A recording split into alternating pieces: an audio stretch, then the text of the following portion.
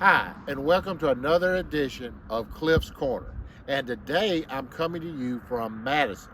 And this episode is going to focus on the skirmish that took place here in February 1864 that led to the capture of Colonel John E. Josey.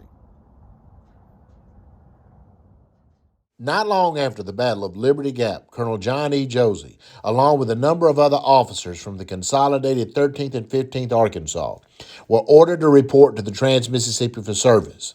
They wanted to raise a new cavalry regiment in eastern Arkansas and disrupt river transportation. Colonel Josey also wanted to cause trouble for the federal garrison at Helena, Arkansas.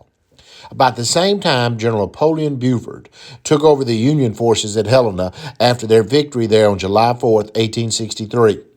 Although still an important post, many of his men had been moved as fighting continued in other places. Because of these subtractions, Buford was forced to rely on scouts being sent out to disrupt Confederate plans. On February 13, 1864, Captain Charles O'Connell of the 15th Illinois Cavalry was placed in charge of one of these scouting missions up the St. Francis River. His command consisted of 100 men of the 15th Illinois and 30 of the 3rd Arkansas of African descent. By February 14th, they had reached Madison in St. Francis County. After taking charge of the town, Captain O'Connell ordered out his pickets. He then ordered all male residents to report to the courthouse. O'Connell was at Dr. Pillow's house when he heard firing from the picket post. As he spurred his horse toward the firing, O'Connell saw two rebels running through the woods. He and the two men opened fire on each other. Wounding the man out front, O'Connell then went after the other. However, he escaped.